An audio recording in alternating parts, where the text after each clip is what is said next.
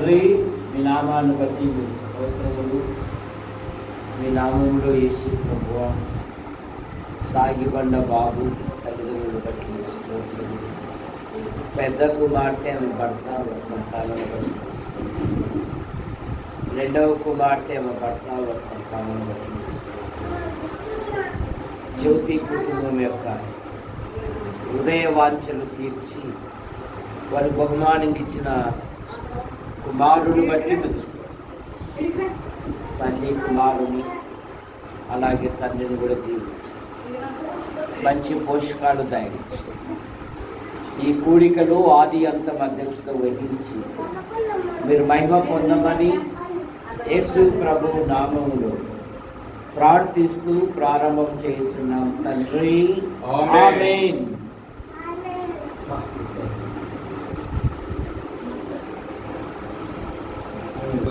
చిన్న మంది గీతాల నుండి 20వ నెంబర్ పాటను పాడుతున్నాం.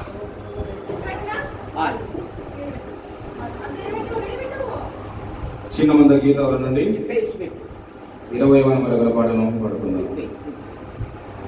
స్తుతియు మహిమా ఘనత నీకే యుగ యుగముల వరకు ఎంతో నమ్మదగిన దేవా, ఎంతో నమ్మదగిన దేవా, మా దేవుడవై మాకే చితివి ఎంతో గొప్ప శుభదినము.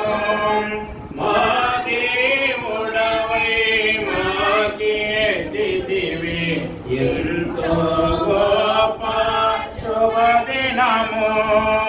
మేమందరము యోచాయించి సంతోషించెదము. మేమందరము యోచాయించి సంతోషించెదము. కొనియాడెదము మరువబడని మేలులు చేసెనని. కొనియాడెదము మరువబడని మేలులు చేసెనని.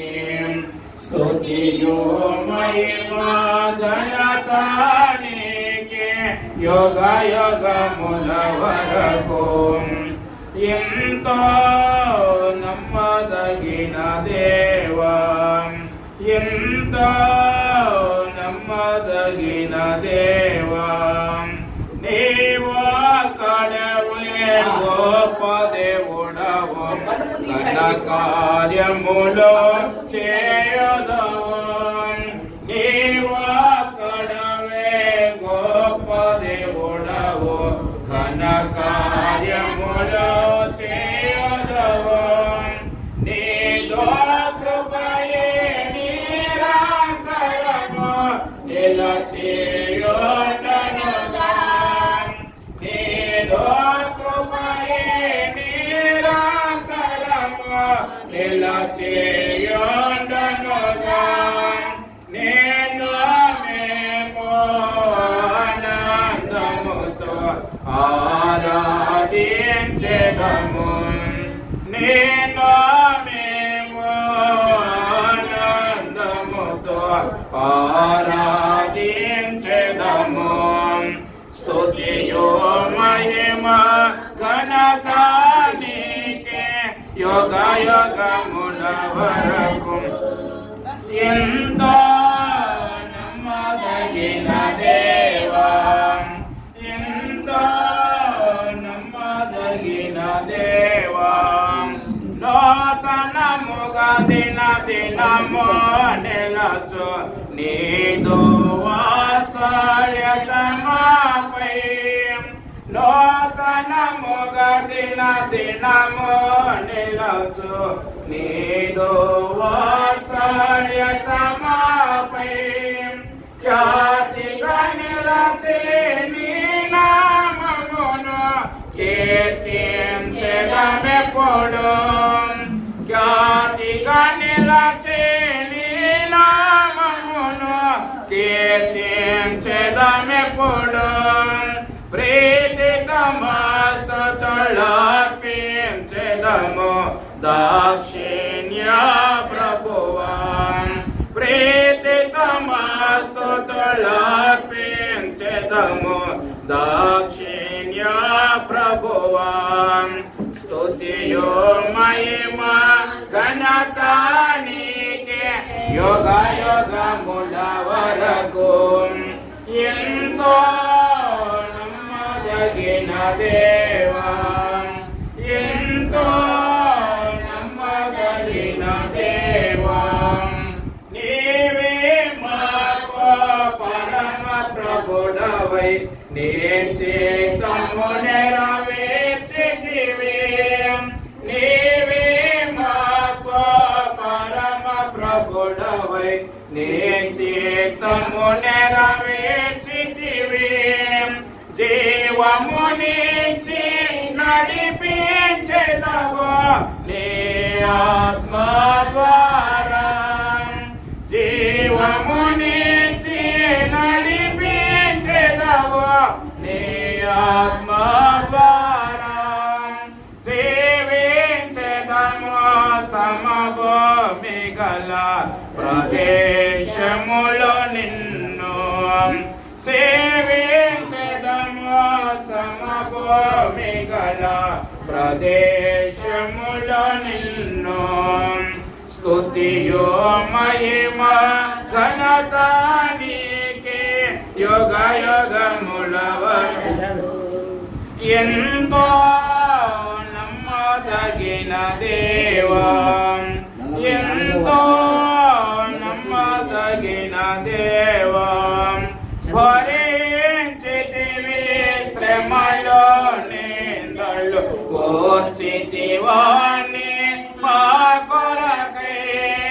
భరించితివి శ్రమలో నిందలు ఓర్చితివాణి మా కొరకై మరణము గెలిచి ఓడించితివి సాతాను బలమును మరణము గెలిచి ఓడించితివి సాతాను బలమును పరము నుండి మాకై వచ్చే ప్రభు యేసు జయము పరము నుండి మాకై వచ్చే ప్రభు యేసు జయము స్తుతియో మహిమ ఘనత నీకే యుగ యుగముల వరకు ఎంతో నమ్మదగిన దేవా ఎంతో నమ్మదగిన దేవా నాకెన్నో మేలు చేసిన మొదటి వచ్చిన ఆకలి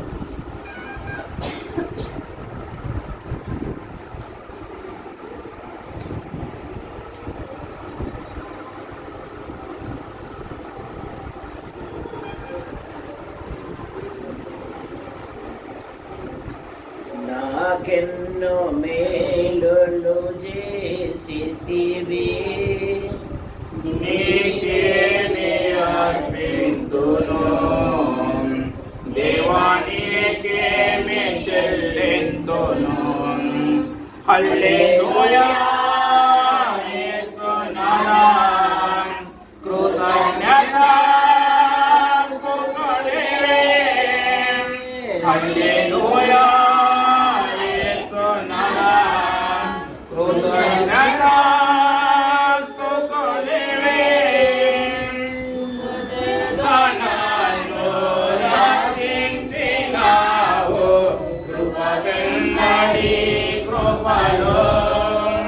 నన్ను బలపరచితివి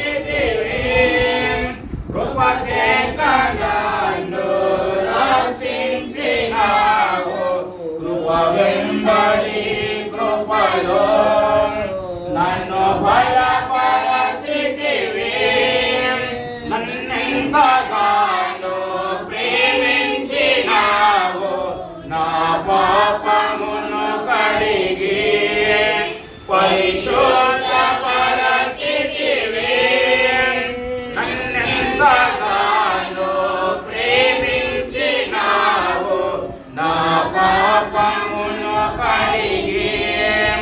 పరిశుద్ధపరచితివి, నాకెన్నో మేలులు చేసితివి, నీకేమి అర్పింతును, దేవా నీకేమి చెల్లింతును.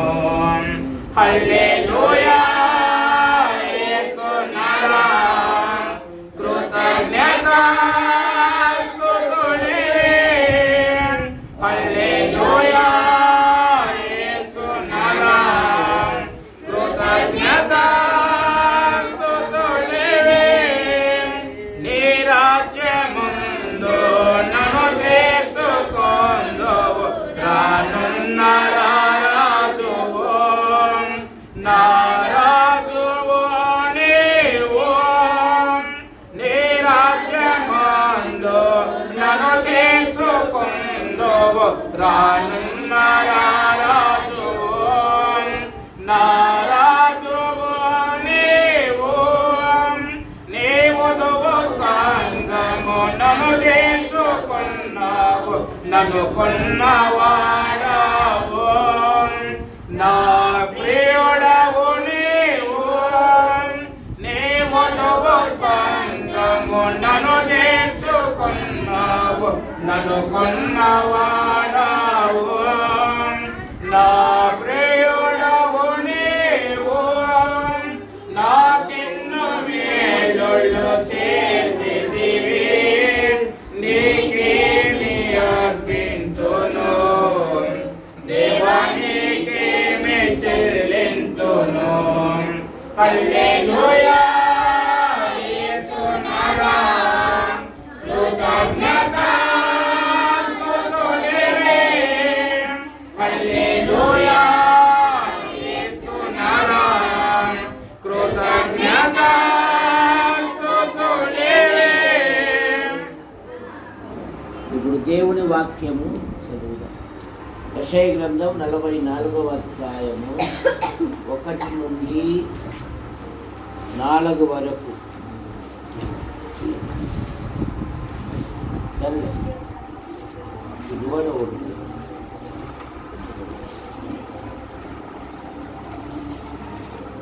యెషయా గ్రంథము 44వ అధ్యాయం 1 నుంచి 4 వచనాలు చదువుకుందాం. అయినను నా సేవకుడకు యాకోబు, నేను ఏర్పరచుకున్న ఇశ్రాయేలు వినుము. నిన్ను సృష్టించి గర్భములో నిన్ను నిర్మించి నీకు సహాయము చేయబడిన యెహోవా ఇలాగూ సెలవిస్తున్నాడు. నా సేవకుడకు యాకోబు, నేను ఏర్పరచుకున్న యెషూరును భయపడకము. నేను దప్పిగల వాని మీద నీళ్లను, ఎండిన భూమి మీద ప్రవాహ జలములను కుమ్మరించేదను. నీ సంతతి మీద నా ఆత్మను కుమ్మరించేదను. నీకు పుట్టిన వారిని నేను ఆశీర్వదించేదను. నీటి కాలువల యొద్ద నాటబడిన నిరవంజు చెట్లు గడ్డిలో ఎదుగునట్లు వారు ఎదుగుదురు. వాక్యము కోసము ప్రార్థన సహోదరుడు దొరైస్వామి చేస్తారు. వాక్యం కొరకు.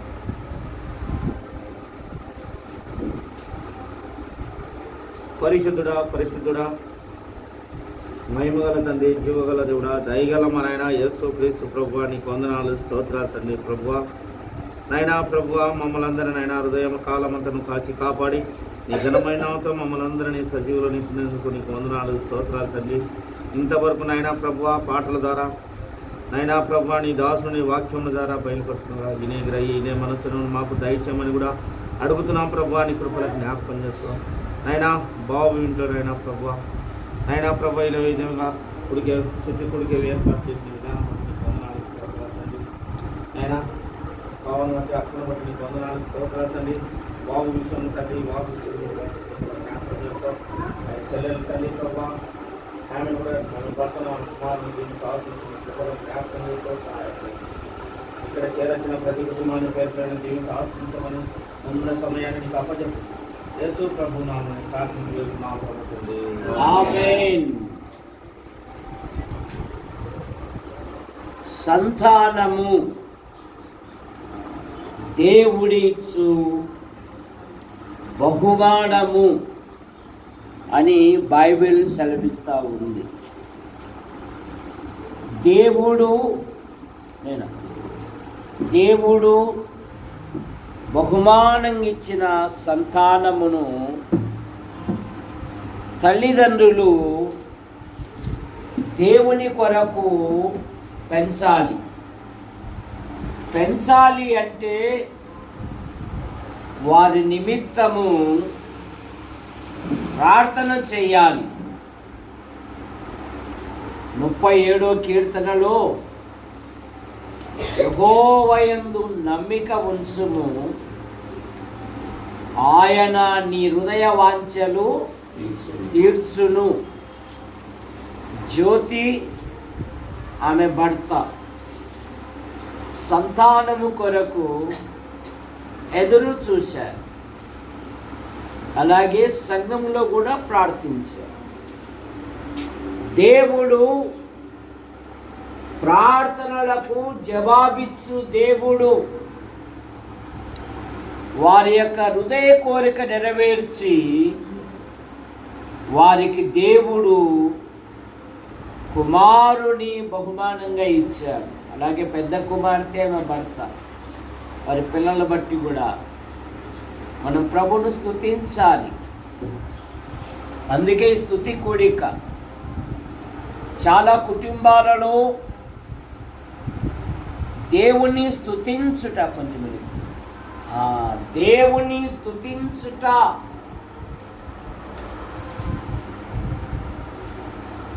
అరుదైపోతూ ఉంది. బైబిలే సెలవిస్తుంది కదా, అక్రమం విస్తరించుట చేత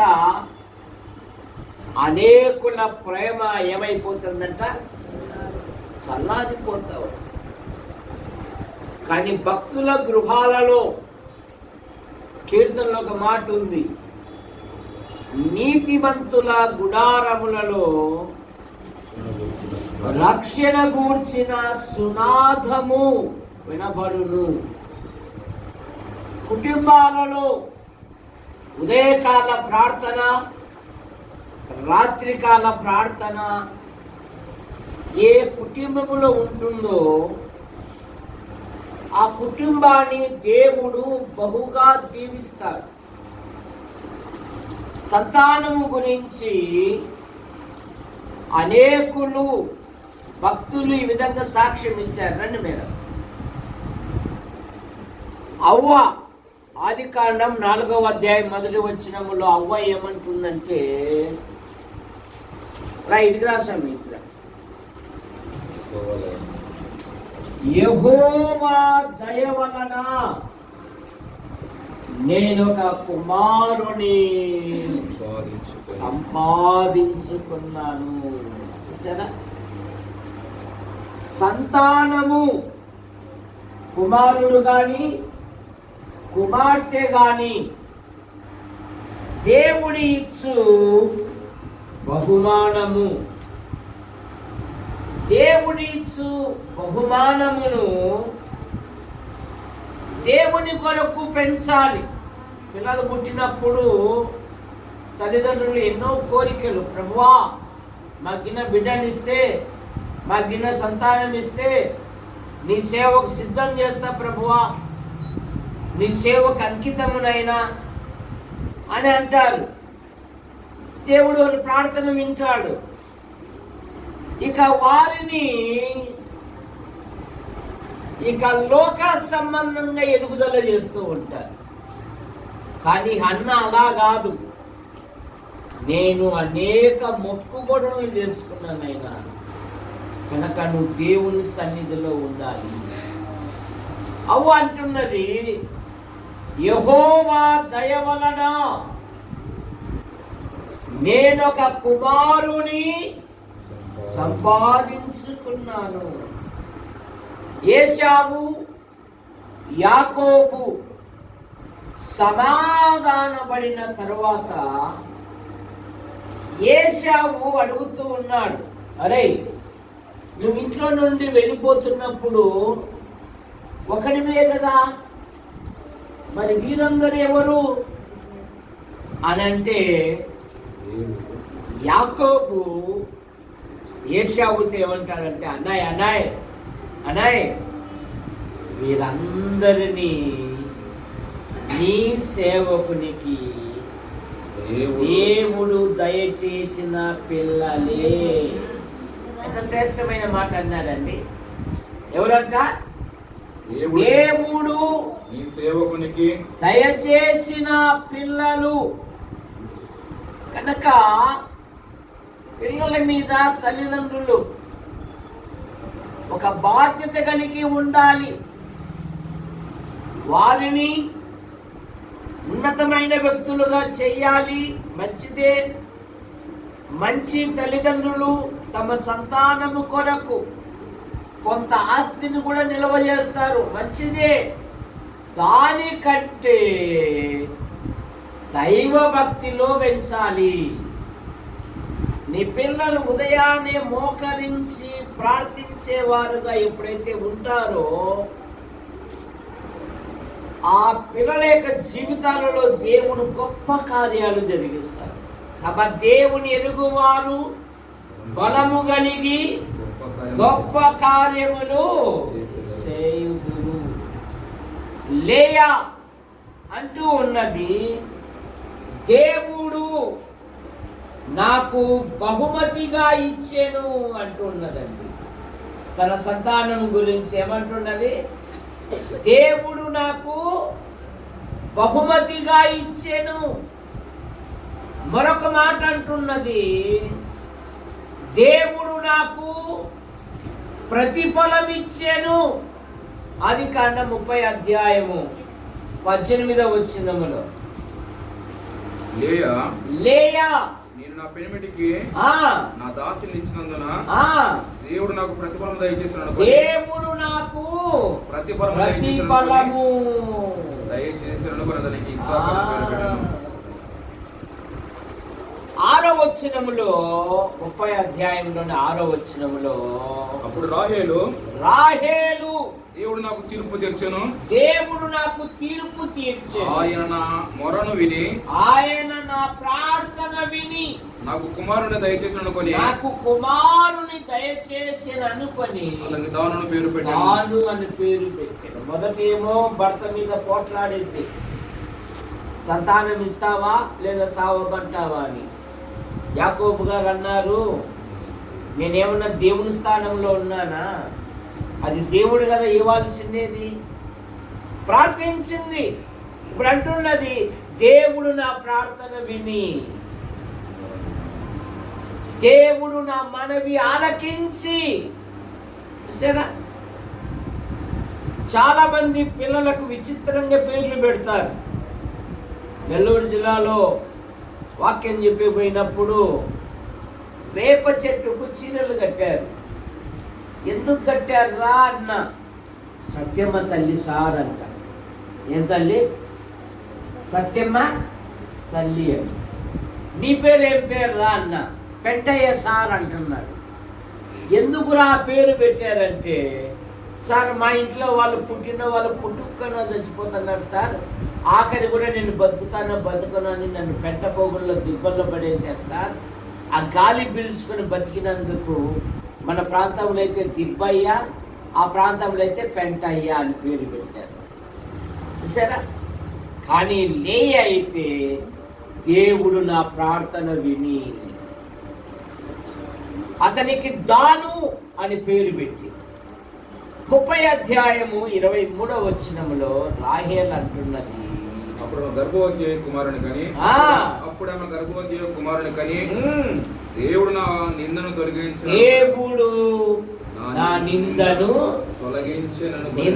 తొలగించిన పిల్లలు. యవ్వన పిల్లలు కుటుంబానికి నింద తీసుకొని రాకూడదు.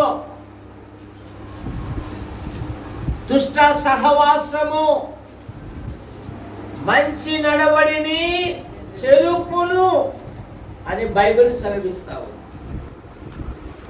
దేవుడు నా నింద తొలగించెను.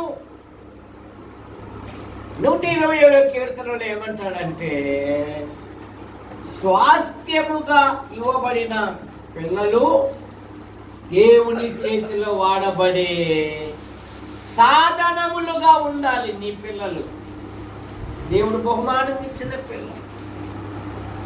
కనుక నీకు ఆస్తిపాస్తులు లేకపోవచ్చు, సరైన నివాసము లేకపోవచ్చు, కానీ ప్రార్థించే సమయం ఇచ్చారు. నీ పసిపిల్లల ప్రాణము కొరకు నీ చేతులు ఆయన తట్టు ఎత్తు. దేవుడు ఆశ్చర్యకరంగా వారి జీవితాలలో గొప్ప కార్యాలు జరిగిస్తారు. ఇక ఆస్తిపాస్తులు లేకపోవచ్చు, సరైన వసతులు లేకపోవచ్చు, కానీ నీ పసిపిల్లల ప్రాణము కొరకు నీ చేతులు ఆయన తట్టు ఎత్తు. దేవా, నా పిల్లల జీవితములు నీ గొప్ప కార్యాలు జరిగించు. నా పిల్లలు దేవునికి, దేశానికి ఉపయోగపడే ఒక బలమైన వ్యక్తులుగా తయారు చేయి. నీ ఇంటి నుండే ప్రారంభం కావాలి దైవిక వాతావరణం. ఉదయకాల ప్రార్థన, రాత్రికాల ప్రార్థన. యవ్వనంలో ఉన్న పిల్లలకు మీ పాఠ్య పుస్తకాల కంటే ముందు ఒక అధ్యాయం బైబిల్ చదువుకోండి బిడ్డ. తర్వాత నీ పాఠ్య పుస్తకాలు చదువు. దేవుని వాక్యము చదివితే జ్ఞానము, జ్ఞాపక శక్తి కూడా పెరుగుతుంది. సత్సన్ టెండూల్కర్ ఏమంటాడు ఆయన, రత్నం ఏమంటాడు అడ్వర్టైజ్ కు, Boost of secret of by energy అంటాడు. నేను శిక్షను కొట్టడానికి కారణం ఏమంటే బూస్ట్ అంటాడు. చూసారా, కొన్ని కోట్ల రూపాయలు ఆయనకు వస్తాయి. బూస్ట్ కాదు, నీ వాక్యం, దేవుని వాక్యం, ప్రార్థనా జీవితం. యవ్వనంలో ఉన్న నీ పిల్లలతో ఒక ఫ్రెండ్ వలె మాట్లాడు. అప్పుడు వారి హృదయంలో ఉన్న విషయాలు నీకు తెలియజేస్తాడు. అంటున్నాడు, ఏమంటున్నాడు, నీ సంతతి మీద నా ఆత్మను కుమ్మరించెదను. నీ సంతతి మీద. దావీదు బలాఢ్యుడు, కత్తి పట్టాడంటే సింహపు గుండె ధైర్యము కలిగిన వాడు కూడా దిగులొందుతాడు. కానీ దావీదు మనస్సు 2 సమూయేలు గ్రంథం 7వ అధ్యాయము 12వ వచనము, 7:12. ఆ దినములు సంపూర్ణమైనప్పుడు, 2 సమూయేలు గ్రంథం 7:12. నీ దినములు సంపూర్ణమైనప్పుడు నీవు నీ పితరులతో కూడా నిద్రించిన తర్వాత నీ గర్భం నుండి వచ్చి నన్ను సంతతిని హెచ్చించి రాజ్యమును నీకు స్థిరపరచెదను. నీ సంతతిని హెచ్చించెదను.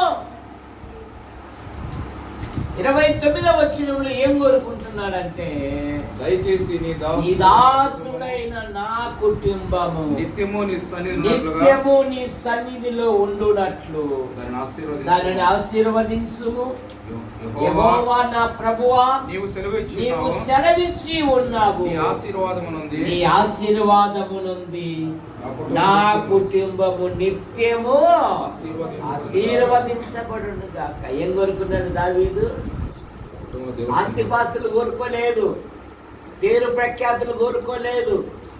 చాలా మంది మందిర విషయాలలో పిల్లలు చిన్నగా ఉన్నప్పుడు ఎంత ఆసక్తితో తీసుకొని వస్తారో, పిల్లలు కాస్త పెద్ద అయినాక మందిరానికి ఎప్పుడైతే దూరం అవుతారో వారు సాతానుకి ఎరగా ఉపయోగపడతారు.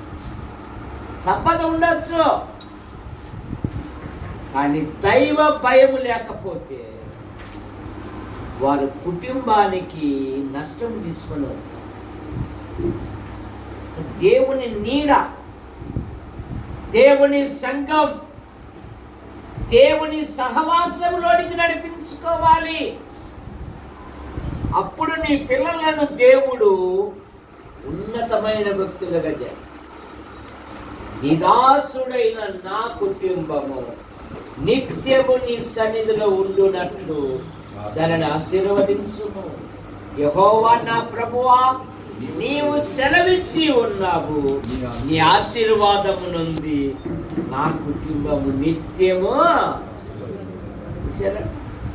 మేము చిన్నప్పుడు వంట చేసుకోవాలన్నా కూడా పొరిగింట్లో నుండి అగ్గి తెచ్చుకోవాలి.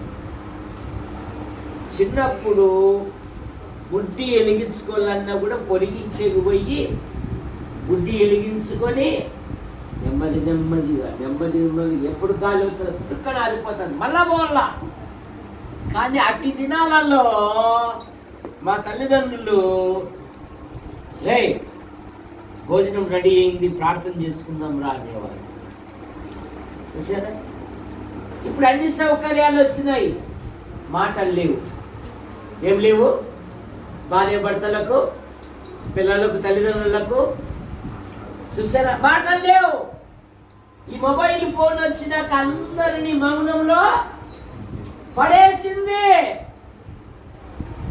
చిన్నప్పుడు అడిగినాడు అనుకో అని ఒక మాట తిట్టినప్పుడు ఏరా వాళ్ళు రాలేదు, అదే నువ్వు ఇందాక అన్నావు కదా, అబ్బా అంత రోషమా, రాయే నీకోసమే కదరా ఈ మాట చెప్పినది, పెద్ద అలిగినాడు పోటుగాడు కూర్చో అని కూర్చోబెట్టి అందరం కలిసి ఫోన్ చేసేవాళ్ళం.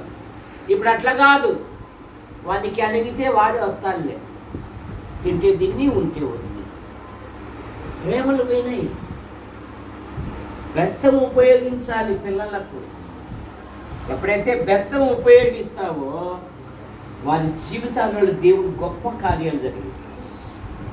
నీ సంతతి మీద నా ఆత్మను కుమ్మరించదను. రెండవ మాట, నీకు పుట్టిన వారిని నేను ఆశీర్వదిస్తాను. ఏమన్నాడు? నీకు పుట్టిన వారిని నేను ఆశీర్వదిస్తాను. అయితే ఎప్పుడన్నా అడిగావా యాకోబు వలె అడిగావా? యాకోబు ఏమని అడిగాడు? నువ్వు దేవురత్నం భార్యవు కదా, అప్పుడప్పుడు ప్రార్థనకు వచ్చేదానివి కదా, ఇప్పుడు పిల్లలు పెద్దోళ్ళు అయినారు కదా, కానీ రాకపోలే కదా. అప్పుడేమో అత్తవులు ఇంట్లో ఉన్నప్పుడు వచ్చేదానివి, ఇప్పుడేమో మంచి గృహంలో ఉన్నావు, అంత దూరం యాళ్ళే అంటున్నావు కదా. చూసారా, మేమైతే దేవురత్నం అని ఆ చిన్న గుడిసెలో ఉన్నప్పుడు ప్రార్థన చేసేమా లేదా దాసబాబు? లేదా మీది కూడా బడాయి మాటేనా? చేసాం కదా. పిల్లలు ఎదిగే కొద్ది దేవుడు సన్నిధిలో ఉండాలి. ఏమడుగుతున్నాడు?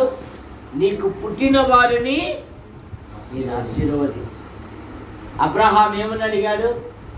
ప్రభువా, ఇస్మాయేలు నీ సన్నిధిని బ్రతుక అనుగ్రహించుము. ఎవరు అబ్రహాము? దేవుని స్నేహితుడు. ఎవరు అబ్రహాము? అబ్రహాము లోతు కలిసి నివసించలేనంత విస్తారమైన కానీ సంతానం మీద ఏమని ప్రార్థన చేస్తున్నాడు? ప్రభువా, వీడు కూడా నీ సన్నిధిలో బ్రతికినాడు సాయి. అప్పుడు దేవుడు ఏమంటున్నాడు?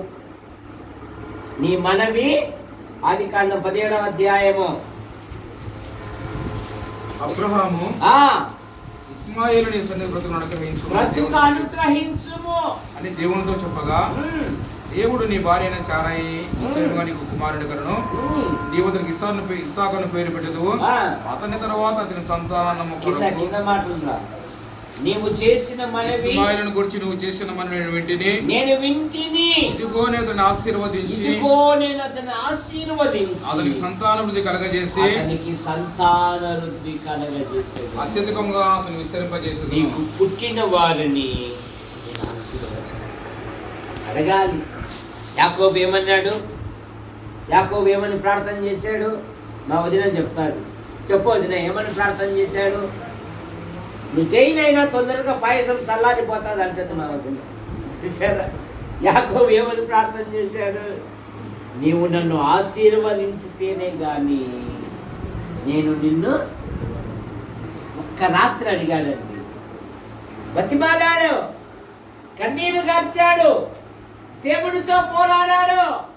నువ్వు మనుషులతోనూ దేవుడితోనూ పోరాడి గెలిచితివి. ఇక మీదట నీ పేరు యాకోబు అనబడదు, ఇశ్రాయేలు అనబడును. ప్రార్థనలో పోరాటం. నన్ను ఆశీర్వదించు. ఎవరి పిల్లలు? నా భవిష్యత్తు ఏమిటి? నా జీవితం పట్ల నా తల్లిదండ్రులు ప్రోత్సహిస్తున్నారు, మంచిదే. కానీ ప్రభువా, నా జీవితంలో నీ గొప్ప కార్యం ప్రభు మీద ఆధారపడాలి. ఎవరి మీద? అంతేగాని చెయ్యి ఎప్పుడు నాకే పని చెప్తాలే, చెయ్యి పెళ్లి చేయి పోతాలే, వచ్చినప్పటి నుండి బోకులన్నీ నా మీదకి చెప్పనే చెప్పరు. మీకు అంత భారమైందో చెయ్యి పోతాలే. పని చేయడానికి ఇష్టపడరు. కానీ ఇక్కడైతే గనక నన్ను ఆశీర్వదించు, నన్ను ఆశీర్వదించు. 112వ కీర్తన 2వ వచనములో నీ సంతతి వారు వాని సంతతి వారు భూమి మీద బలవంతులగుదురు. ఎంత శ్రేష్టమైన మాట! నీ సంతతి వారు భూమి మీద బలవంతులు. వారు బలవంతులు. చిన్న చిన్న శ్రమలకు, చిన్న చిన్న మాటలకు అలిగేవారు కాదు. ఇప్పుడంతా అలగడం నేర్చుకున్నారు. ఒక్క మాట అనకూడదు లేయాను. సరే అట్లా కాదు, ఇట్లా అంటే అయిపోయి 100 కూడా చెప్పదు. వాళ్ళకి దెబ్బలు తగిలి బైబిల్ ఏం చెప్తుంది? ఖండించు, గద్దించు, బుద్ధి. అవి మానేసినారు. చందమామ కథలంటే ఇష్టం, గద్దింపుకి ఇష్టపడడం లేదు. ఇక్కడ అంటున్నాడు నీ సంతతి వారు బలవంతులగుదురు. 89వ కీర్తన 34వ వచనములో నీ సంతానము నేను స్థిరపరచెదను ఏమంటున్నాడు? నా నిబంధన నేను రద్దుపరచను, నా పెదవున బయట వెళ్ళిన మాటలను మార్చను. అతని సంతానమును శాశ్వతంగా ఉండుననియు సింహాసనం చూడనంత కాలమును అతని ఉండనియు చంద్రుడున్నంత కాలం అతను నిలిచిననియు ఇంటి నుండి సాక్షి నమ్మకంగా ఉన్నట్లు అది స్థిరపరచు. నీ సంతానమును స్థిరపరచబడిననియు భూమి మీద స్థిరపరచెదను.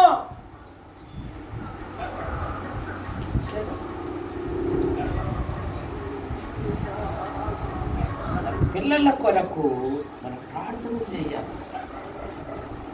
దావీదు అదే కదా కోరుకుండేది. 1 దినవృత్తాంతములు 17వ అధ్యాయము 27వ వచనం.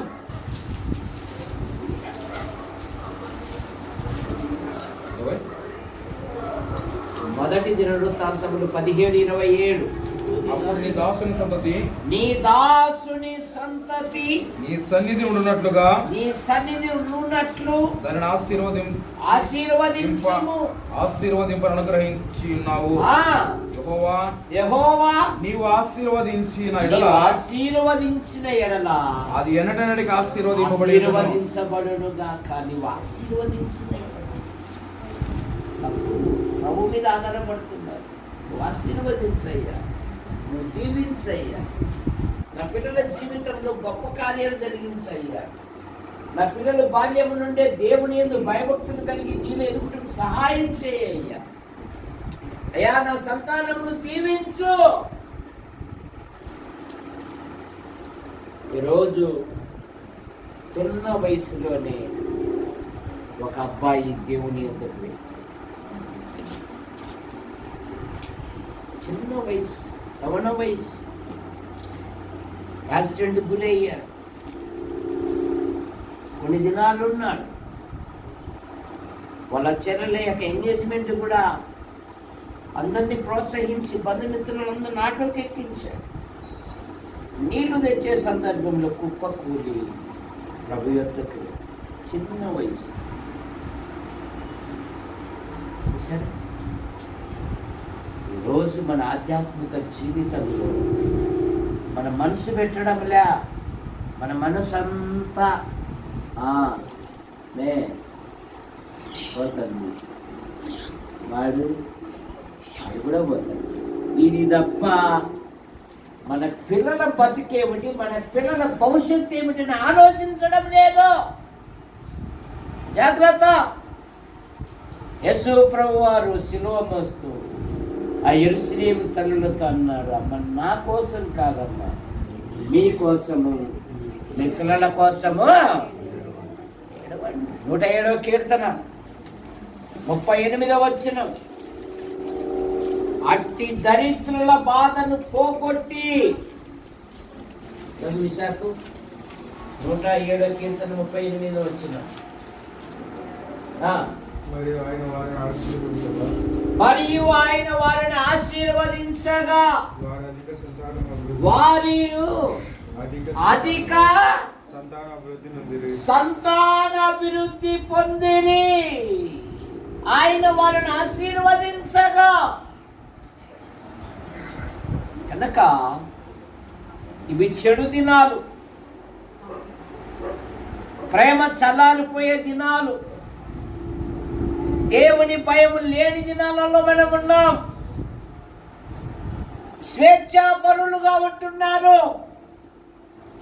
వరస వావేడే పదము కూడా లేదు. కోరిక తీరితే చాలు. నోవాహు కాలములో తమకిష్టం వచ్చినట్లుగా తమ శరీరములను చెరుపు వేసుకున్నారు. తమ మనస్సుకు నచ్చిన వారితోనని బైబిల్ సెలవిస్తాం. ఈ భ్రష్టమైన దినాలలో మన కుటుంబాలను కాపాడుకోవాలంటే మనం ప్రార్థన చేయాలి. హోషేయ గ్రంథం 14వ అధ్యాయము 5వ వచనం. చెట్టుకు మనసు ఉండునట్లు నేను అతనికి, హోషేయ గ్రంథం 14:5. చెట్టులకు మంచు ఉన్నట్లు, చెట్టులకు మనసు ఉండునట్లు నేను అతని కుందును, తామర పుష్పము పెరుగునట్లు అతడు అభివృద్ధి నొందును. అతడు అభివృద్ధి పొందును. వారు అభివృద్ధి పొందెదరు. కనుక ఈ సమూహములో ఎవరైనా ప్రభుని యేసుక్రీస్తును అంగీకరించకపోతే ప్రభు అయిన యేసుక్రీస్తును అంగీకరించాలని మనవి చేస్తూ ఉన్నాం. బైబిల్ సెలవిస్తున్నది, భేదమేమీ లేదు, అందరూ పాపము చేసి దేవుడు అనుగ్రహించు మహిమను పొందలేకపోతున్నారు. కుల భేదము, వయసు భేదము, వర్ణ భేదము, భేదమేమీ లేదు. అందరూ పాపము చేసి దేవుడు అనుగ్రహించు మహిమను పొందలేకపోతున్నారు. మనుషులు ఒకసారి మృతి పొందవలెను, ఆ తర్వాత తీర్పు జరుగును. దేహముతో జరిగించిన క్రియలు అవి మంచివైనా సరే చెడ్డవైనా సరే మనలో ప్రతివాడును తన్ను గురించి దేవునికి లెక్క అప్పగించాలి. మానవుడు పాపములో పుట్టి పాపములో పెరిగి పాపములో జీవిస్తూ పాప పరిహారము కొరకై అనాది నుండి అనేకమైన ప్రయత్నములు చేస్తున్నాడు. మానవ ప్రయత్నములు దేవుడి దృష్టిలో మునికి పేలికలు గనక మానవుడు కేక వేస్తున్నాడు, అయ్యో నేనంత దౌర్భాగ్యులను, ఇట్టి మరణమునకు లోనకు శరీరము నుండి నన్ను ఎవడు విడిపించును. మానవుల పాపముల నుండి, మానవుల దోషముల నుండి మానవుడు బయటపడుటకై అనాది నుండి అనేకమైన ప్రయత్నములు చేస్తున్నాడు. రక్తము చిందింపకుండా పాపములకు క్షమాపణ లేదు గనక మానవుడు జంతువులను పక్షులను బలిగా అర్పించుతున్నాడు. జంతువుల యొక్క రక్తము, పక్షుల యొక్క రక్తము పాపములను తీసివేయట అసాధ్యము గనక లోక పాపం మోసుకొని పోవు దేవుని గొర్రెపిల్లగా మన పాపముల కొరకు, మన దోషముల కొరకు, మన అపరాధముల నిమిత్తము దేవుడే ఈ లోకానికి వచ్చి సర్వ ప్రజల పాప పరిహారము కొరకై ఆయన శిలువలో బలియాగమయ్యారు. యేసు రక్తము ప్రతి పాపము నుండి మనలను పవిత్రులుగా చేయును. ప్రభు అయిన యేసుక్రీస్తు వారు అన్నారు, నా మాట విని నన్ను పంపిన వాని యందు విశ్వాసముంచు ప్రతివాడు నిత్య జీవము గలవాడు. వాడు మరణంలో నుండి తీర్పులోనికి రాక జీవములోనికి దాటి ఉన్నాడు. ఇప్పుడు క్రీస్తునందున్న వానికి ఏ శిక్ష విధి లేదు గనక ఈ గుంపులో ఎవరైనా ప్రభుని అంగీకరించకపోతే ప్రభు అయిన యేసుని అంగీకరించాలని మనవి చేయొచ్చు. మనం ప్రార్థన చేసుకుందాం. ప్రేమించిన మా తండ్రి, మీ నామాను బట్టి మీకు స్తోత్రములు. జగన్న, వదినమ్మ, వారు బహుమానం ఇచ్చిన కుమార్తెలు కుమారుని బట్టి మీకు స్తోత్రం. పెద్ద కుమార్తె ఏమో భర్త వారి సంతానాలను బట్టి పిలుస్తుంది.